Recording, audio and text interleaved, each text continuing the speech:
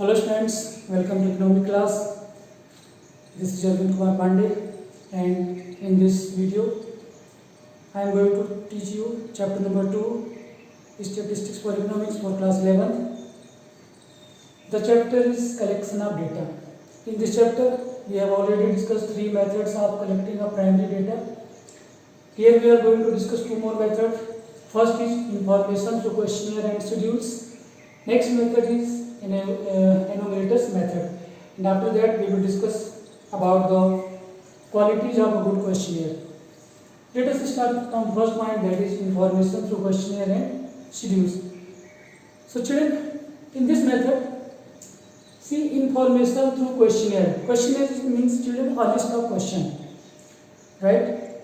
And schedule.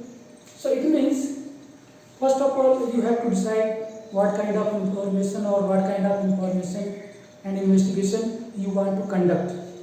After that you decided the kind of information you want to collect. So what you have to do, you note down all these questions on a paper like that, right? For example, you want to know the name, you want to know the age, you want to know the date of birth, you want to know the contact number, right? So what kind of information and whatever kind of information you want to collect through the investigation, so make a list of all these questions. This list of the question is called as a questionnaire, and when you note down all these questions in a paper, it is called as a schedule. So this is the method. इस method में हमें क्या करना है कि हम अपने question को, जो हमें इन्वेस्टिगेशन में जिस क्वेश्चन का आंसर हमें पता लगाना है वो हम एक पेपर में लिख लेंगे, ठीक है, और उसी से हम इंफॉर्मेशन कलेक्ट करेंगे. तो इसमें होता है कि इसमें हमारे पास 2 इसके मेथड हैं कि हम क्वेश्चनियर या शेड्यूल के थ्रू इंफॉर्मेशन कैसे कलेक्ट कर सकते हैं. तो एक तो है children mailing method and second is enumerators method. First I will discuss about the mailing method with you. तो चलिए मेलिंग मेथड में क्या होता है कि हमने एक शेड्यूल बना लिया है, हमने शेड्यूल में लिख लिया है कि हमें इस पर्टिकुलर एरिया में कौन कौन सी इंफॉर्मेशन कलेक्ट करना है. तो मैं इस शेड्यूल को लेकर इस शेड्यूल को क्या करूँगा कि उस एरिया में जिन लोगों से मुझे इंफॉर्मेशन कलेक्ट करनी है तो मैं उसमें क्या करूँगा कि उन लोगों को मेल कर दूँगा. ये देखिए आप, मेल. तो मेल में करूँगा पोस्ट के थ्रू या फिर ईमेल के थ्रू. आजकल ईमेल भी आ गया, ठीक है ना. तो हम इस शेड्यूल को उन लोगों के पास मेल के थ्रू भेज दूंगा या पोस्टल के थ्रू भेज दूंगा, और वो लोग हमें क्या करेंगे, जब ये उनके पास पहुंच जाएगा तो फिर ये जो शेड्यूल है ये इसको जिनके पास ये जाएगा शेड्यूल को हमें फिल करके सेंड कर देंगे, और फिर वही करेंगे जो हमारी इंफॉर्मेशन है, हमारी इंफॉर्मेशन के अकॉर्डिंग उसमें क्वेश्चन आएगा और वो उस क्वेश्चन का आंसर दे देंगे. आप देख भी सकते हो. तो this method is called as mailing method कि हमने ये शेड्यूल उन लोगों को सेंड कर दिया है मेल के थ्रू या ईमेल के थ्रू जिन लोगों से मुझे इंफॉर्मेशन कलेक्ट करना है, और वो लोग क्या करेंगे, इनको फिल करेंगे और फिर मुझे हमारे पास रीसेंड कर देंगे या उसको सेंड बैक कर देंगे. तो इसमें होता है क्या चिल्ड्रन कि जो पोस्टल के थ्रू मैं इन्वेस्टिगेशन जब करूँगा तो जब मैं इनको ये भेजूँगा तो इसमें पहले से एक स्टैंप लगा रहता है और एड्रेस लिखा रहता है. तो ये क्या करते हैं, इसको फिल करके और फिर इस एड्रेस पे लौटा देते हैं. क्योंकि इसमें स्टैंप लगा हुआ है तो इनको सेंड करने का या रिसेंड करने का कोई चार्ज भी उन्हें नहीं देना होता. तो children this method is called as mailing method, ठीक है. मेलिंग मेथड में हमने क्या किया कि हमने ये शेड्यूल उन लोगों के पास भेज दिया जिनसे हमें इंफॉर्मेशन कलेक्ट करनी है, और फिर वो हमें इंफॉर्मेशन को वो लोग फिल करके और हमारे पास सेंड बैक कर देंगे और हम इंफॉर्मेशन हमें मिल जाएगी. बहुत ईजी मेथड है, इसमें ज़्यादा कुछ है नहीं. अब इसके सूटेबिलिटी की बात कर लेते हैं चिल्ड्रन की. The area where this investigation suitable. तो फर्स्ट आप देख सकते हैं area under investigation is very wide. हम इस मेथड के थ्रू चिल्ड्रन बहुत बड़े एरिया को कवर कर सकते हैं, और इसका रीज़न ये है कि चिल्ड्रन हमें मेल करना है. मेल करना कितना आसान होता है, एक आदमी को बैठा दो वो बहुत सारे लोगों को मेल कर सकता है. सो आप बहुत बड़े एरिया को कवर कर सकते हैं, बहुत बड़े एरिया में मेल करके और मार्केट इन्फॉर्मेशन कलेक्ट कर सकते हैं. Next is information are literate and educated. ये मेथड स्टूडेंट वहाँ के लिए informants are literate and educated, ये मेथड उस एरिया या उन लोगों के लिए या ऐसे एरिया में कंडक्ट करवाना ज़्यादा बेटर होता है जहाँ जो इंफॉर्मेंट्स का मतलब इंफॉर्मेशन देने वाला, जिससे हमें इंफॉर्मेशन कलेक्ट करनी है। अगर मैं आपसे इंफॉर्मेशन ले रहा हूँ तो आप इंफॉर्मेंट्स हो, तो informants are literate and educated, यानी वो एरिया या ऐसे लोग जो लिटरेट हैं और एजुकेटेड हैं, यानी उनको लिखना पढ़ना आता है और वो लोग शिक्षित लोग हैं, तो ऐसे लोगों के लिए ये इस तरीके का जो इन्वेस्टिगेशन या मेथड है कलेक्टिंग ऑफ इंफॉर्मेशन इन्वेस्टिगेशन, ये ज़्यादा ठीक रहता है। When original first hand data required, अगर आपको ओरिजिनल डेटा चाहिए, फर्स्ट हैंड डेटा चाहिए, तो दिस मेथड इज यूजफुल। अच्छा, फर्स्ट हैंड एंड ओरिजिनल इसलिए रहता है कि इन्फॉर्मेंट्स खुद अपने बारे में इंफॉर्मेशन दे रहा है, तो मोस्टली लोग अपने बारे में इंफॉर्मेशन करेक्ट देने की कोशिश करते हैं। Next student, when it is compulsory by law to fill questionnaire, अगर कानून ने कह दिया है कि ये अगर आप ये इन्वेस्टिगेशन आप कर रहे हैं तो आपको फॉर्म फिल कराना जरूरी है। आपने देखा होगा बहुत सारे ऐसे प्रोसीजर हैं कि आप जाओगे तो वहाँ पे आपको फॉर्म फिल करना कंपलसरी हो जाता है। तो अगर कुछ ऐसा गवर्नमेंट ने कह दिया है कि अगर ये पर्टिकुलर इन्वेस्टिगेशन या पर्टिकुलर इन्फॉर्मेशन आप पर्टिकुलर एरिया में कलेक्ट कर रहे हैं तो आपको फॉर्म फिल करवाना जरूरी है, तो उसके लिए भी ये मेथड सुटेबल रहती है। इसके चलिए मेरिट्स और डिमेरिट्स हम देख लेते हैं। देखो, मेरिट्स में सबसे अच्छा जो मेरिट है वो इकोनॉमिकल है, ज़्यादा आपका पैसा नहीं खर्च होता है, सिर्फ मेल करना होता है, मेल का ज़्यादा खर्चा नहीं होता है, ठीक है ना, बहुत बढ़िया आप कवर कर सकते हो, वाइट कवरेज लिखा हुआ है।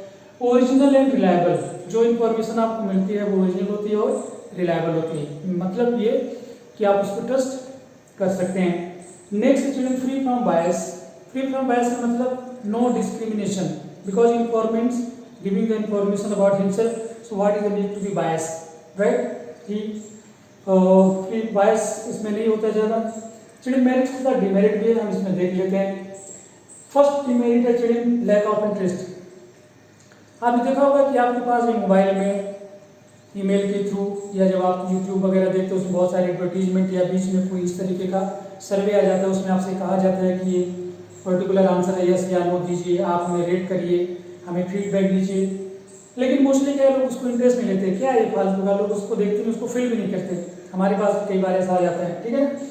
तो लैक ऑफ इंटरेस्ट, लोग सोचते हैं क्या ये फालतू का, मुझे इसमें क्या लेना देना, लोग उसका जवाब ही नहीं देते हैं, ठीक है। तो लोग इंटरेस्ट नहीं लेते, इंटरेस्ट नहीं लेते तो आपकी जो इन्वेस्टिगेशन वो इनकम्प्लीट रहती है और आपको पूरा इन्फॉर्मेशन नहीं मिल पाता है। लिमिटेड यूज, चलिए इसका यूज भी लिमिटेड है। लिमिटेड यूज का मतलब ये कि आप इस मेथड से इंफॉर्मेशन उन्हीं लोगों से कलेक्ट कर सकते हैं जो लिटरेट है और एजुकेटेड है, जैसे कि मैंने पहले बताया, ठीक है। अगर लोग पढ़े लिखे नहीं हैं तो वो फिर उसका आंसर कैसे देंगे, उन्हें लिखना पढ़ना नहीं आता, ना तो वो समझ पाएंगे क्या है और ना ही वो उसको लिख पाएंगे। नेक्स्ट है लैक ऑफ एक्यूरेसी। स्टूडेंट्स में एक्यूरेसी की भी कमी होती है, क्योंकि इंफॉर्मेशन देने वाला हो सकता है कि जो आपने क्वेश्चन पूछा है या कुछ ऐसा क्वेश्चन जो टेक्निकल है वो उसका आंसर नहीं दे सकता, तो आंसर वो देगा जरूर, तो हो सकता है वो गलत दे, है ना। तो ऐसा एक्यूरेसी की कमी रहती है। दूसरा है स्टूडेंट इनफ्लेक्सिबल। इनफ्लेक्सिबल इसलिए क्योंकि आपने एक बार शेड्यूल बना लिया, उसमें लिख लिया कि ये क्वेश्चन हमें 5 क्वेश्चन पूछने हैं, इसके अलावा हमें कुछ नहीं पूछना, तो वो 5 क्वेश्चन ही इन्फॉर्मेंट्स के पास जाएगा और वो इन्फॉर्मेंट्स उन 5 क्वेश्चन के ही आंसर देगा। अगर आपको कुछ एडिशनल इन्फॉर्मेशन चाहिए तो आप वो कलेक्ट नहीं कर सकते, क्योंकि ये इनफ्लेक्सिबल है, आप इसमें कोई फ्लेक्सिबिलिटी है नहीं, क्योंकि एक बार आपने जो शेड्यूल है वो इन्फॉर्मेंट्स के पास सेंड कर दिया, फिर आप उसमें क्या चेंज कर सकते हैं, फिर तो इन्फॉर्मेंट्स उन्हीं क्वेश्चन के आंसर आपको देकर भेजेगा, ठीक है। तो इनफ्लेक्सिबल है। ये हो गया स्टूडेंट मेलिंग मेथड, इंफॉर्मेशन जो क्वेश्चनर में मेलिंग मेथड। नेक्स्ट स्टूडेंट हम आ जाता है एनुमरेटर्स मेथड। एनुमरेटर मेथड में स्टूडेंट क्या होता है कि जो एनुमरेटर होता है वो शेड्यूल लेकर इन्फॉर्मेंट्स के पास जाता है। जैसे मैं हूँ, मैं एनुमरेटर्स हूँ और मुझे आपसे इन्फॉर्मेशन कलेक्ट करनी है, तो मैंने वो जो शेड्यूल बना रखा है वो शेड्यूल लेकर मैं आपके पास आऊँगा और आपसे मैं क्वेश्चन पूछूंगा कि what is your name, what is your contact number, how what is your date of birth, how what is your income, what is your expenditure, और मैं उसमें उसके अकॉर्डिंग इन्फॉर्मेशन फिल कर दूंगा। क्लियर है। मेलिंग मेथड में क्या है कि हम शेड्यूल को इन्फॉर्मेंट्स के पास भेजते थे और इन्फॉर्मेंट्स उसको फिल करके फिर वापस मेरे पास भेजता था। लेकिन ये एनुमरेटर मेथड में क्या है कि जो एनुमरेटर है जो जिसको इन्फॉर्मेशन कलेक्ट करना है, मुझे इन्फॉर्मेशन कलेक्ट करना है तो मैं किसी को अपॉइंट करूंगा, जिसको अपॉइंट करूंगा वो एनुमरेटर है। एनुमरेटर क्या करेगा, वो लिस्ट लेकर इन्फॉर्मेंट्स के पास जाएगा कि जिसके पास इन्फॉर्मेशन है और उनसे क्वेश्चन पूछेगा और उसको फिल करके इन्फॉर्मेशन कलेक्ट करेगा। ठीक है, बस दोनों में चिल्ड्रन यही डिफरेंस है, बाकी तो सारा आप देख रहे हो सेम है। इसकी सूटेबिलिटी चिल्ड्रन देख रहे हैं, इसमें भी देखो क्या है कि area under investigation is very large, हम बहुत बड़े एरिया को कवर इसमें कर सकते हैं। नेक्स्ट है स्टडी रिक्वायर्स स्किल्ड इन्वेस्टिगेटर्स। अगर आपको कुछ स्किल्ड इंफॉर्मेशन की जरूरत है जो नॉर्मल पर्सन नहीं दे सकते, तो उसके लिए क्या है कि आप स्किल्ड इन्वेस्टिगेटर को अपॉइंट भी कर सकते हो। जैसे आपको इन्फॉर्मेशन कलेक्ट करनी है, आपको लगता है कि इन्फॉर्मेशन एक पर्टिकुलर आदमी कलेक्ट कर सकते हैं, क्योंकि क्वेश्चन पूछने के भी चिल्ड्रन बहुत सारे तरीके होते हैं। लोग नॉर्मली जो ट्रेंड लोग होते हैं वो इस तरह के क्वेश्चन पूछते, साइकोलॉजिकल क्वेश्चन पूछते हैं, जिससे बाकी क्वेश्चन के आंसर भी पता चल जाते हैं। तो इसमें क्या है कि स्टडी रिक्वायर्स स्किल्ड इन्वेस्टिगेशन, अगर आपको स्किल्ड इन्वेस्टिगेशन की जरूरत है, इन्वेस्टिगेटर की जरूरत, आप इसमें अपॉइंट कर सकते हैं। नेक्स्ट है informants are not educated enough. अगर इन्फॉर्मेशन जिससे आपको इन्फॉर्मेशन लेनी है अगर वो एजुकेटेड नहीं है, जैसा कि मैंने इस मेथड में बताया कि मेलिंग मेथड में इन्फॉर्मेशन आप पढ़े लिखे लोगों से कलेक्ट कर सकते हैं, जिनको पढ़ना लिखना नहीं आता है वो इन्फॉर्मेशन नहीं दे सकते। लेकिन इसमें ऐसा नहीं है, क्योंकि इन्फॉर्मेंट्स जो है उसको सिर्फ आंसर देना, उसको लिखना नहीं है, क्योंकि लिखने का काम तो एनुमरेटर करेगा। तो आप उन लोगों से इन्फॉर्मेशन कलेक्ट कर सकते हैं जो पढ़े लिखे लोग नहीं है। Next children, personal contact is necessary when true and reliable answers are required for difficult question. कुछ क्वेश्चन चिल्ड्रन ऐसे जो डिफिकल्ट होते हैं और उस क्वेश्चन के आंसर के लिए पर्सनल कॉन्टेक्ट की जरूरी है। अगर पर्सनल कॉन्टेक्ट जरूरी है इन्फॉर्मेशन लेने के लिए तो ये मेथड सेटेबल है, क्योंकि इसमें पर्सनल कॉन्टेक्ट हो रहा है, इन्फॉर्मेंट्स के पास एनुमरेटर शेड्यूल लेकर आ रहा है और आमने सामने बैठकर उनसे क्वेश्चन पूछता है और उसके आंसर लिख लेता है। ये तो हो गया चिल्ड्रन एनुमरेटर मेथड की सूटेबिलिटी। अब इसके हम मेरिट की देख लेते हैं। मेरिट आप देख सकते हैं, वाइड कवरेज, हम वाइड एरिया को कवर कर सकते हैं। एक्यूरेट एंड रिलायबल, इसमें चिल्ड्रन क्या है कि इन्फॉर्मेशन हमें एक्यूरेट मिलती है, रिलायबल मिलती है। ऐसा नहीं कि कोई ऐसा क्वेश्चन है कि ये सामने वाला बंदा जो है ना वो अनपढ़ है, पढ़ा लिखा नहीं है तो उसका आंसर नहीं देगा। अच्छा, ये रिलायबल भी है क्योंकि आप आमने सामने बैठ कर क्वेश्चन कलेक्ट करें आंसर।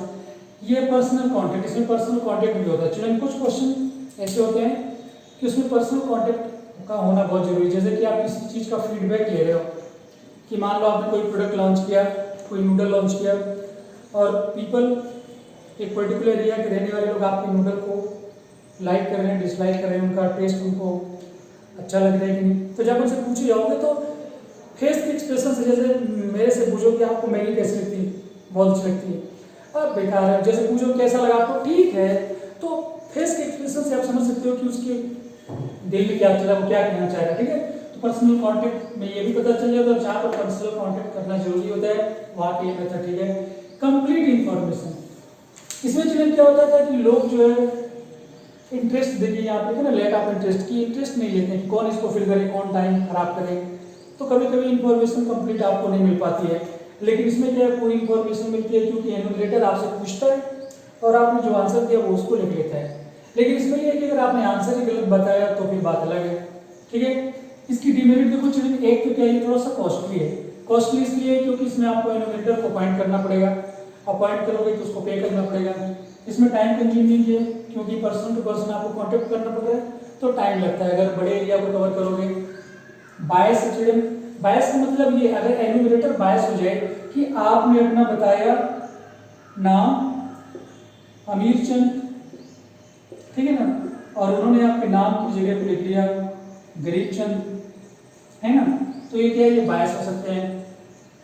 तो अपने हिसाब से इंफॉर्मेशन को मोड कर सकते हैं या गलत कर सकते हैं। चलिए नेक्स्ट है अनसुटेबल फॉर स्मॉल इन्वेस्टिगेशन। ठीक है, कुछ ऐसे ऑर्गेनाइजेशन है जो बहुत छोटे चिल्ड्रन, जिनके पास ज़्यादा जो है कैपिटल नहीं है, ज़्यादा पैसा नहीं है, तो वो लोग इस तरीके के इन्वेस्टिगेशन को नहीं करवा सकते हैं। तो ये जो मेथड है अनसुटेबल है किसके लिए, फॉर स्मॉल इन्वेस्टिगेशंस के लिए। Next method is non availability of skilled and एनुमरेटर्स।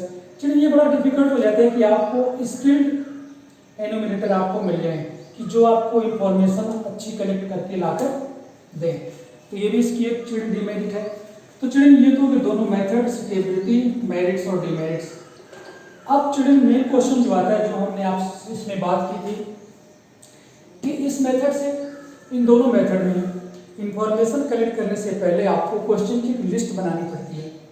जो इंफॉर्मेशन आप लोगों से पूछना चाह रहे हैं, जो कलेक्ट करना चाह रहे हैं, तो उसके लिए आपको एक क्वेश्चनियर बनाना पड़ता है, यानी वो क्वेश्चन आपको लिखने होते हैं।